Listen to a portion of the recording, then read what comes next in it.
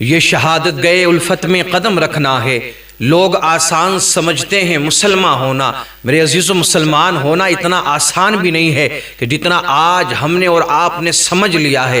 ہم اور آپ یہ سمجھتے ہیں کہ ٹھیک ہے نماز پنجگانہ ادا کر رہے ہیں، بس ہمارا کام تو ہو جائے گا، بخشش ہماری نجات ہو جائے گی۔ نماز کی فرضیت اپنی جگہ پر قائم ہے، نماز کی فرضیت کا کوئی انکار نہیں کر سکتا، نہ کوئی ہلکا جان سکتا ہے۔ جتنے بھی فرائض ہیں ہم سمجھتے ہیں ہم نے حج کر لیا، بات ختم ہو گئی، ہمارا دین مکمل ہو چکا ہے، اب ہمیں کچھ کرنے کی ضرورت نہیں ہے۔ لیکن آؤ میرے عزیزو، فرائض کے بارے میں تو پوچھا ہی جائے گا، لیکن آؤ یہ سوال بھی تم سے ہوگا کہ جب ناموس رسالت پر پہرا دینے والے سپاہی کو ستایا جا رہا تھا، جب تحفظ ناموس رسالت کی بات کرنے والے کو سلاخوں کے پیچھے ڈالا جا رہا تھا، تو اس وقت میں تم کیا کر رہے تھے؟ اس وقت میں تم نے کیا کیا تھا؟ کیا تم نے کوئی آواز بلند کی تھی؟ کیا تم نے کوئی آواز اٹھائی تھی؟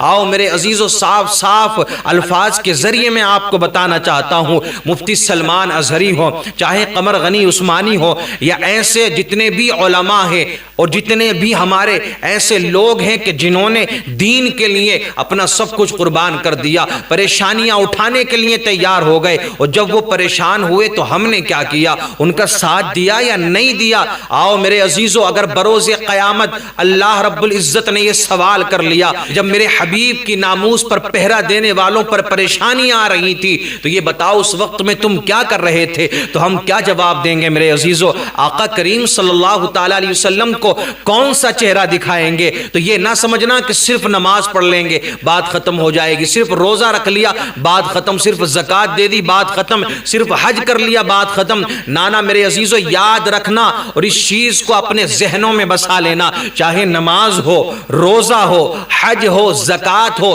یا جتنے بھی اعمال ہیں آپ کے، وہ اسی وقت قبول ہوں گے جب آپ اللہ کے حبیب سے سچی محبت کریں گے، آقا کریم صلی اللہ تعالی علیہ وسلم سے سچا پیار کریں گے۔ نبی کی محبت دل میں رکھنے کے بعد میں، نبی کا پیار دل میں رکھنے کے بعد میں، عشق رسول دل میں پیدا کرنے کے بعد میں، جب تم نماز پڑھو گے تو پھر اس کا الگ ہی لطف آئے گا، روزہ رکھو گے تو اس کا الگ مزہ ملے گا، زکوٰۃ دو گے تو اس کا الگ فائدہ ملے گا، حج کرو گے تو اس کا الگ آپ کو مزہ آئے گا۔ لیکن یاد رکھنا، نبی سے پیار نہیں، نبی سے محبت نہیں، نبی کی ناموس کے لیے کچھ نہیں کر سکتے، تو یہ تمہاری نمازیں، یہ روزہ، یہ حج، یہ زکوٰۃ، اور جتنے بھی تم نے نیک عمل کیے ہوں گے، یہ سب تمہارے منہ پر مار دیے جائیں گے۔ اس سے پہلی شرط جو ہے وہ محبت رسول ہے، محمد کی محبت دین حق کی شرط اول ہے، یہی ہے شرط اول، ساری چیزیں بعد میں ہے۔ ان کی قبولیت کا معاملہ بھی اللہ کے رسول کی محبت سے ہے، ہمارے اعمال بھی اس وقت قبول ہوں گے کہ جب نبی کا پیار سب سے زیادہ ہمارے دل کے اندر ہوگا۔ محمد کی محبت دین حق کی شرط اول ہے، اسی میں ہو اگر خامی تو سب کچھ نامکمل ہے۔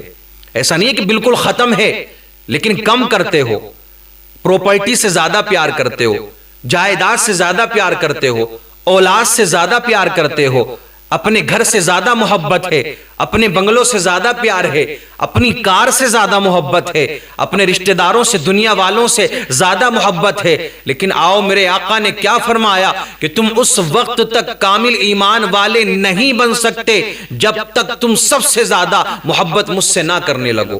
تو سب سے زیادہ پیار ہمیں اللہ کے رسول سے کرنا ہے، نبی سے کرنا ہے۔ اتنا آسان نہیں جتنا ہم نے سمجھ لیا ہے، اور نبی سے جب محبت ہوگی نا، نبی سے جب عشق ہوگا تو میرے عزیز یاد بھی رکھنا، یہ عشق جو ہے امتحان بھی لیا کرتا ہے، عشق میں امتحانات کے دور سے بھی گزرنا پڑتا ہے کہ دیکھیں تو صحیح کیسا عشق کرتا ہے، کیسا پیار کرتا ہے، کیسی محبت ہے اس کے دل کے اندر اللہ کے رسول صلی اللہ علیہ وسلم کی۔ جب امتحان لیا جاتا ہے نا تو اس وقت میں پتا چلتا ہے سچی محبت کرتے ہیں یا پھر اوپر سے ہی کہہ رہے تھے کہ ہاں ہم تو نبی کے چاہنے والے ہیں، نبی کا دامن نہیں چھوڑیں گے، نبی کے لیے سب کچھ قربان ہے۔ جب امتحان لیے جاتے ہیں، آج امتحانات کے دور سے مفتی سلمان ازہری، قمر غنی عثمانی اور ایسے نہ جانے کتنے لوگ گزر رہے ہیں، لیکن حقیقت میں یہ لوگ سچا پیار کرتے ہیں۔ ورنہ یار آرام کی زندگی کسے پسند نہیں ہے؟